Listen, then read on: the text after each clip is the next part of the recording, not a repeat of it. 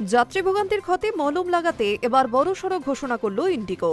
গত ৩ থেকে ৫ ডিসেম্বরে বিমান বিভ্রাটের জেরে যেসব যাত্রী প্রবল সমস্যায় পড়েছেন তাদের জন্য ১০,০০০ টাকার অতিরিক্ত ভাউচার ঘোষণা করল উড়ান সংস্থা। ইতিমধ্যে বাতিল হওয়া বিমানের টিকিটের দাম ফেরত দেওয়া হয়েছে।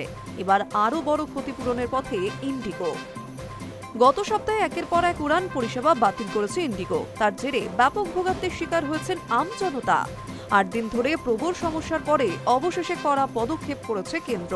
প্রত্যেকদিন ইন্ডিগোর বিমান পরিষেবার ১০% ছেঁটে ফেলা হচ্ছে। এহেন পরিস্থিতিতে যাত্রীদের ক্ষতিপূরণে আরও সচেষ্ট হচ্ছে ইন্ডিগো কর্তৃপক্ষ। ১০,০০০ টাকা পর্যন্ত ভাউচার ঘোষণা করা হচ্ছে অতিমাত্রায় ক্ষতিগ্রস্ত যাত্রীদের জন্য।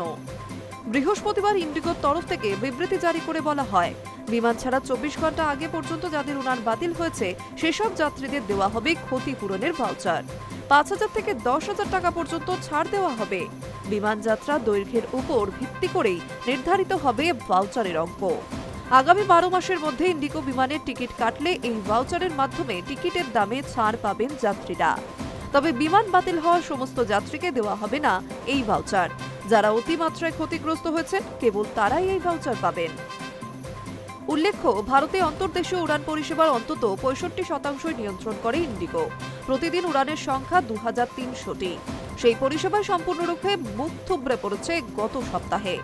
বিমানের যাত্রীরা যেভাবে ভোগান্তির মধ্যে পড়েছেন সেটা যেন আর না হয় তা নিশ্চিত করতে চাইছে কেন্দ্র।